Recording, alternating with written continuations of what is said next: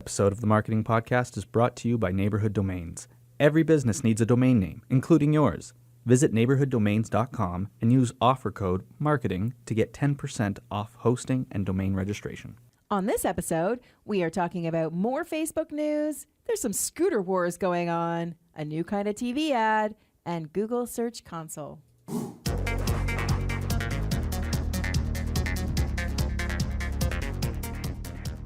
Creativity sells. Applying the right creative at the right time is the recipe for great marketing. The Marketing Podcast looks at marketing news and finds the secret ingredients that make great marketing. Hi, welcome to the Marketing Podcast. I'm Heather Watson. And I'm Brendan Quigley. How you doing, Brendan? I am doing really good. Do you still hang out on Facebook? No. I haven't seen you on Facebook lately. Well, You used to call me on my cell phone. Facebook's actually a little too public, if that makes sense. It's like a bad Drake reference. You used to call me on my cell phone. I don't 2015. know. Who's Drake? Yeah. Anyways, Facebook is too public. Too much going on. They're in a bit of trouble right now, and I want to talk about that first. I'm just jumping right in. Sure. We got a whole bunch of things to talk about today, not just Facebook, but it's all kind of newsworthy stuff and fun stuff. So thank you for listening. Thanks for humoring us, and let's get started. So Facebook, their user growth is down, is really what it comes down to. Their growth has hit a wall. I've got some cool numbers, and this is coming out of Recode, and we'll have a few links on this one actually, because it's a bit of a progressive story. So they added 22 million new daily users in the last quarter, which is the smallest quarterly jump since at least 2011. I know, 22 million new users daily. However, it matters because, just by the numbers, Facebook has 185 million users for the US and Canada, and the same as it had last quarter. So that's 4 straight quarters. It's been stuck at around 185 million users. And it's also lost users in Europe for the first time ever, where Facebook has reported 279 million daily active users in Europe in the second quarter, which is down from 282 million users in the first. Now, that's interesting because this is on the heels of GDPR. Yep. So they've updated their rules and they've rolled those out across many, many countries, not just in the European Union. And we did do an episode on GDPR. If you still are trying to figure out why you're getting those emails, this is kind of part of that. So check out that episode. But I mean, I think now more conversation about privacy is turning people off of Facebook in general, even though it's more secure and these rules are in place. I think that decline, as grossly large as it is, It's hard to wrap your head around those numbers too. Oh, absolutely. Daily new users. And then not to mention the last quarter has been a really rough quarter for Facebook. Just listen to any of the last 5 episodes we've been talking about. Ask the Senate. Yeah, all of that kind of stuff. So their user base is starting to go down. And as soon as that report came out, which was just last week, by the way, the very next day, Recode is also reporting that Facebook shares dropped more than 20%. Imagine. People are within 24 hours are saying, yep, that's it. Writing's on the wall. Now, I mean, if any of you traders were out there totally wanting to pay attention, I went on the record and said that usage is going to decline 3 months ago when all this news hit the wall back then. But nobody listens to Heather Watson except for our dear listeners at the Marketing Podcast. Oh, boy. I know. But I look at this and I'm like, there's still 279 million. Right. Right? And that's just Europe. Yeah. Oh my goodness. Yeah. The numbers are pretty substantive. And I mean, it is still probably one of the cheapest places that you can target audiences and get the reach that you're looking for. And it is because of the creepy targeting. Yep. But I mean, and I did say this, and I know I am totally going to be the I told you so thing, but all the conversation around the creepiness, I don't know how many people are converting anymore, right? It's very, very cheap. And if it's properly targeted, it's really effective. But I think people's spidey sense and trust indicators are kind of low now all around everything that they got. And it's one of those things put your hand up if you've not clicked on an ad because you didn't want to see the ad for the next week everywhere you went. Right. I don't care where you are. Put your hand up. And you know what? There are actually legitimate ads that I want to click on. Yeah, but And you're I'm like- like, that looks really cool. And it's like, I don't want to keep seeing that. Exactly. Yeah. Exactly. And then the other little piece of Facebook news, and I don't know, like I know the timing of this stuff is it's coincidental. It's all been within a couple of days. It was also just announced last week that Facebook, they've acquired a company called Redkicks, Redkix, to build a better messaging features into its Slack competitor. So what does that mean? I'd just like to point out that every time I've heard about Facebook, their Slack competitor, it's always been Slack competitor. Like, Right. Is that done on purpose? What do you mean? Because it's like workplace, right? Yeah, it's workplace. It is totally. I think their But a lot name of is too people- generic. A lot of people just don't know what workplace is. Like workplace hasn't gone the uptake as quickly. Maybe if they called it Facebook Workplace and branded it a little bit better, but people don't understand what it is. But then, the more people know what Slack is, they're like, oh, it's like Slack. Oh, okay. But I guess the reason I'm saying I'm totally like going a different way with this article, but the reason I'm saying is because I've heard of Teams for Microsoft, which is their Slack competitor, and Google has Chat. Google's, I don't know about Google. I know. Or no, it's Hangouts Chat or something, whatever. So sorry, Google, but Teams never gets replaced with Slack competitor. I'm just looking at the Facebook has acquired into its Slack competitor. It's like, well. Yeah, and I mean, when we talk to non-Slack people, like we've been using Slack for a couple of years now, when we talk to non-Slack people and they're like, oh, it's Slack. You're like, oh, kind of like MSN. Exactly. So it's kind of like Workplace. Oh, it's kind of like Slack. Yeah. Like that's just how people I just understand feel like you're it. an underdog to start with if that's how the blogs refer to you. And particularly when you're an overlord like Facebook. Yes. So they have acquired this company called Redkicks, which is an email startup company that combines email messaging and calendar features into one app. They made the purchase in hopes of building their own communication features inside of Workplace, which is hoping to compete with Slack if they can ever get up there. And they believe that roughly, $17 million to acquire the company, which is moot. It's just a number nowadays, especially when we're talking about Facebook. The numbers are so 17 million. ginormous. Who knows?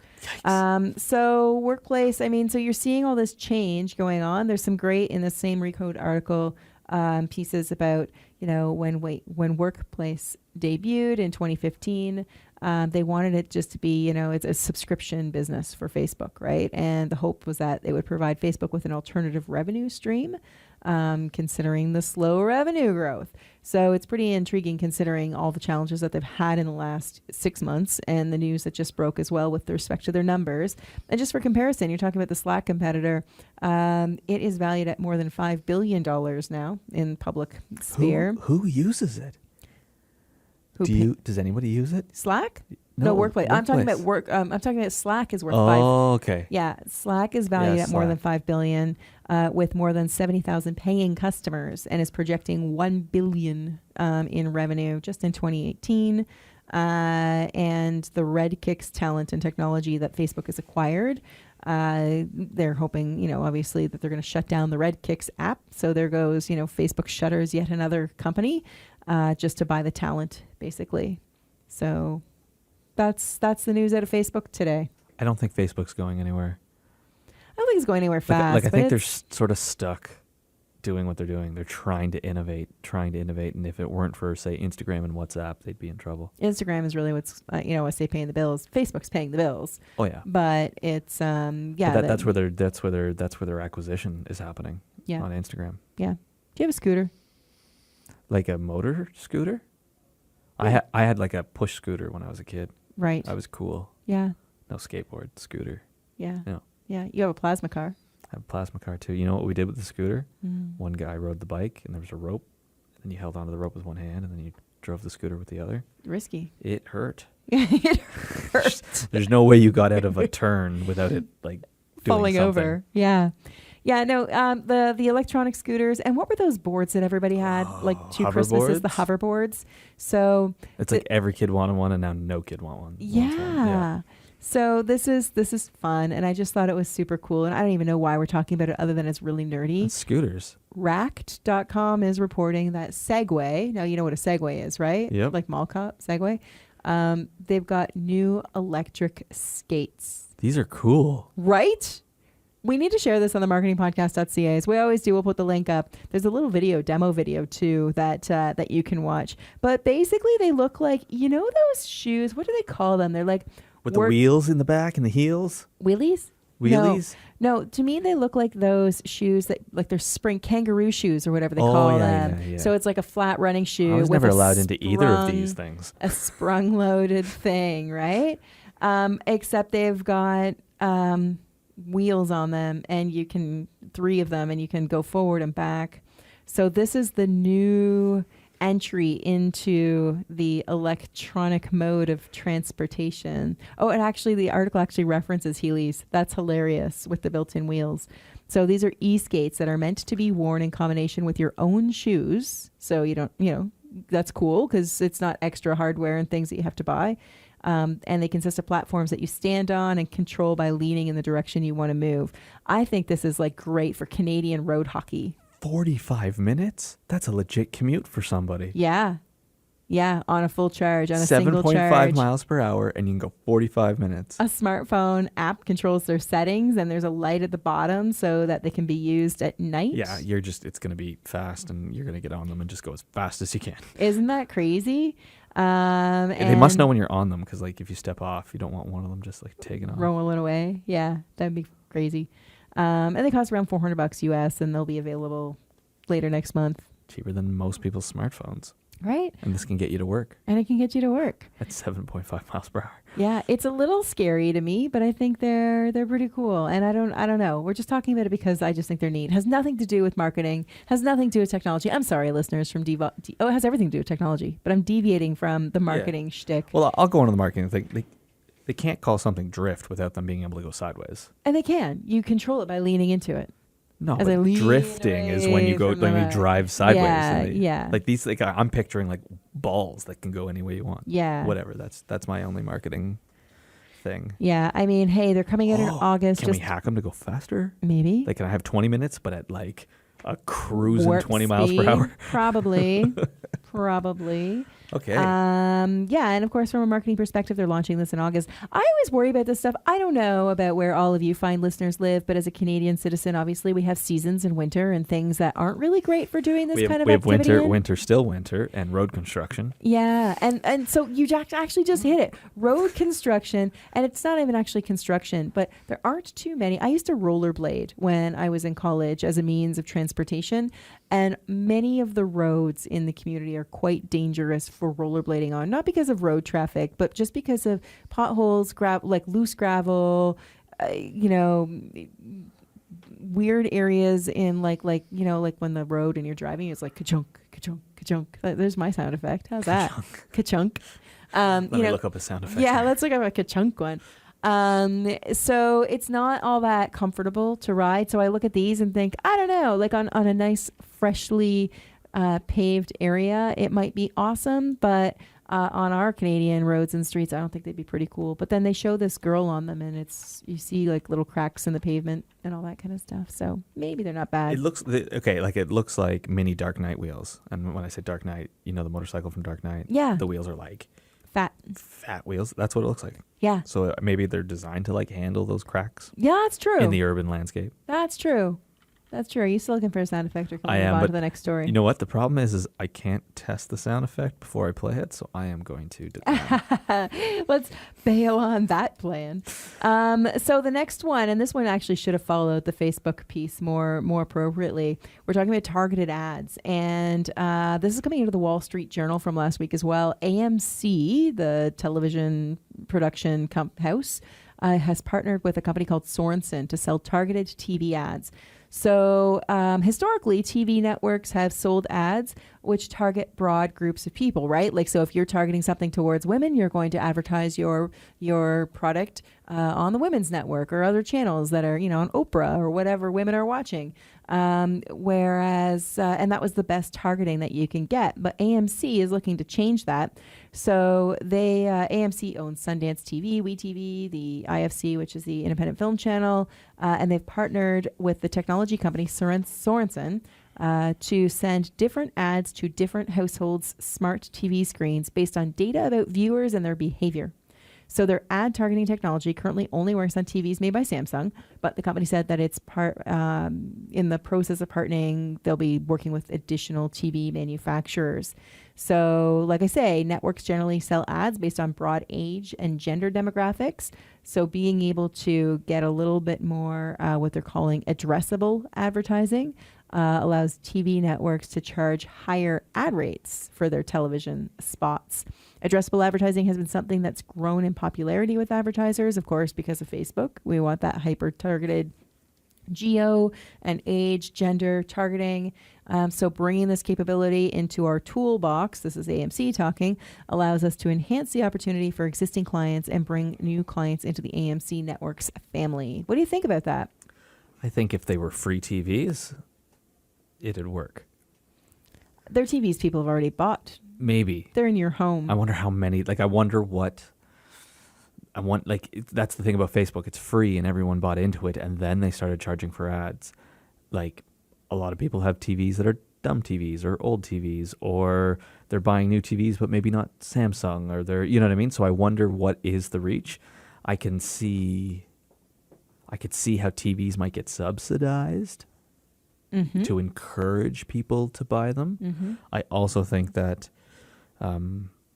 advertisements between shows is such a difficult thing. Again, if it's good quality stuff that you want to see, it may not be as difficult. So here's an example that they go on to talk about, which helps kind of pull it out a little bit more. So if an automaker purchases a 30-second ad unit during Walking Dead, AMC can now send a truck ad to the Samsung TV screen of a farmer in Illinois and a sports card ad to the screen of a 20-something car enthusiast in LA.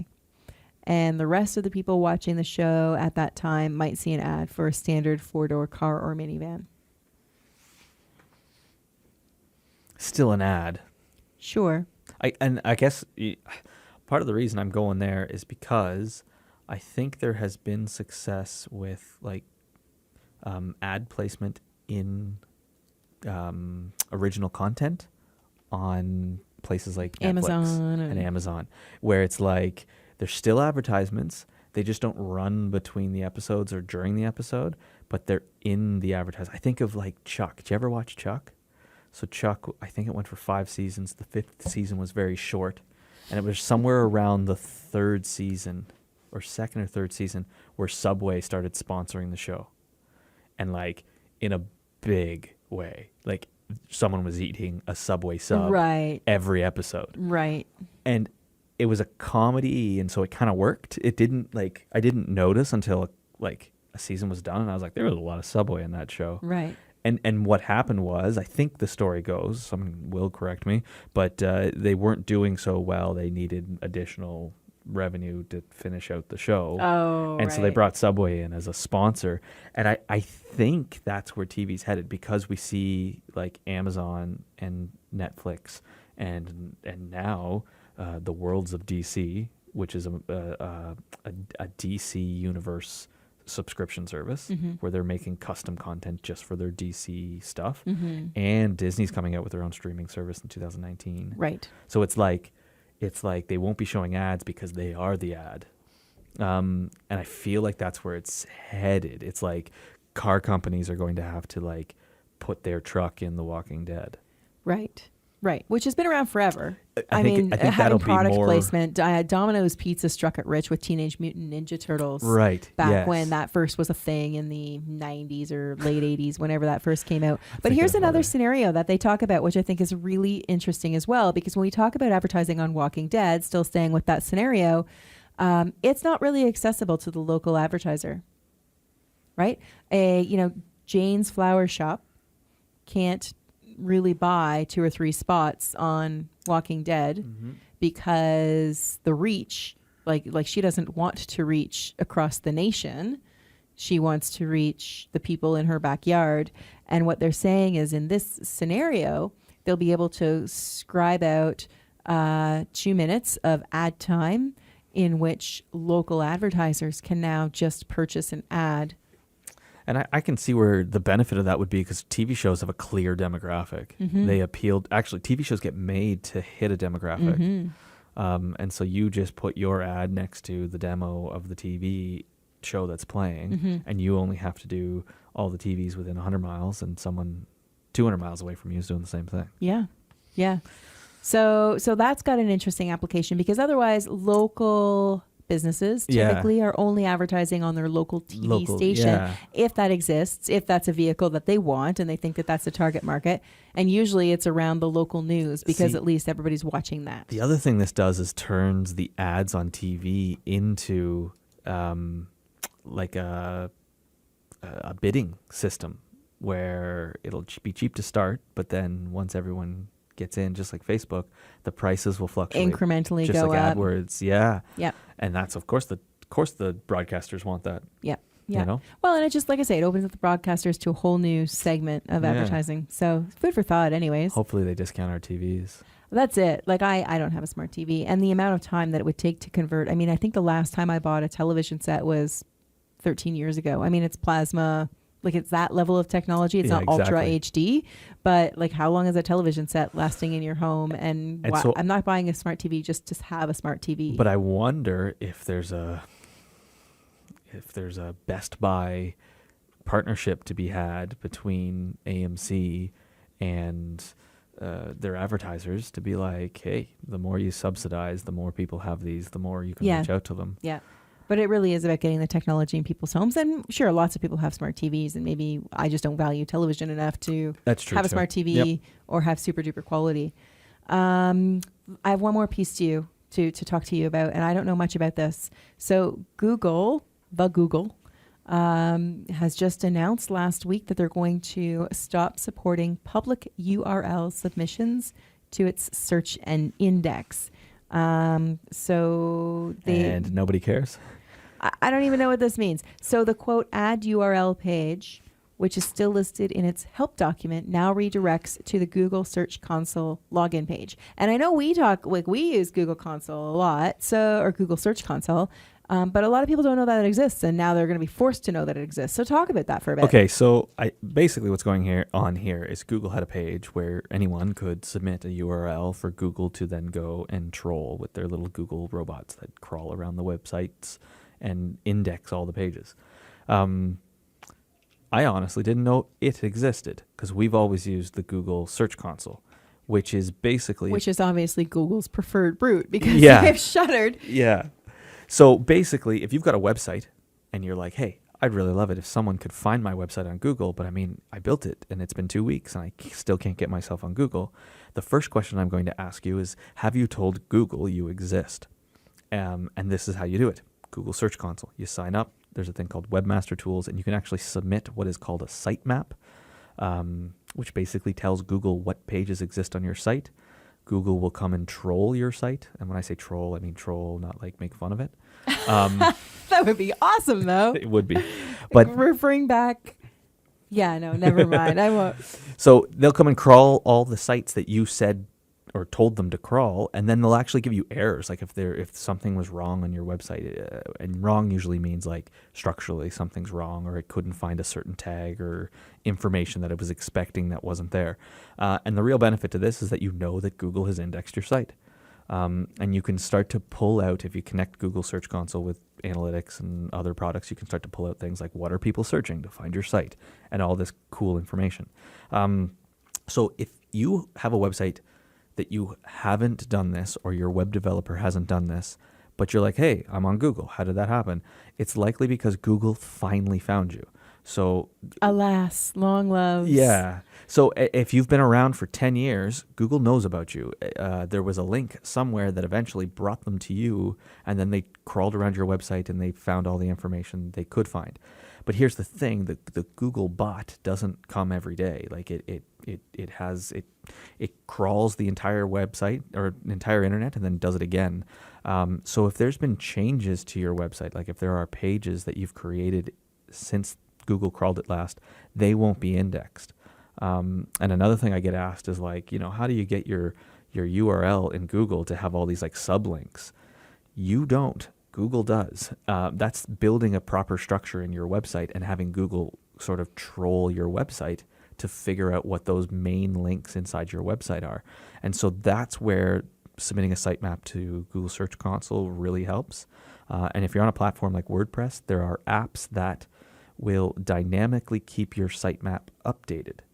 So the next time Google checks out your site, it's already updated. Do you have a name for that, like an app? Like I wouldn't even know what to search. Like what do I search in Google for one of those That's things? fair. Yoast SEO is what I usually use. Okay, yeah. Lots of people are familiar with Yoast that they're using.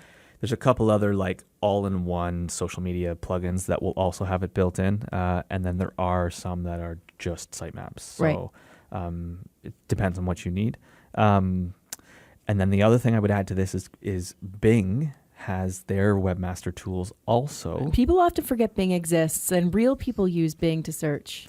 Ooh, did you just said real people? No, like I mean, I don't mean like actually Bing. People like Bing. Okay, so this is anecdotal, but this is what I've heard is that Bing ships as the default search on high-end laptops, on any Windows machine that has Edge installed, and the list keeps going, Windows phones, etc.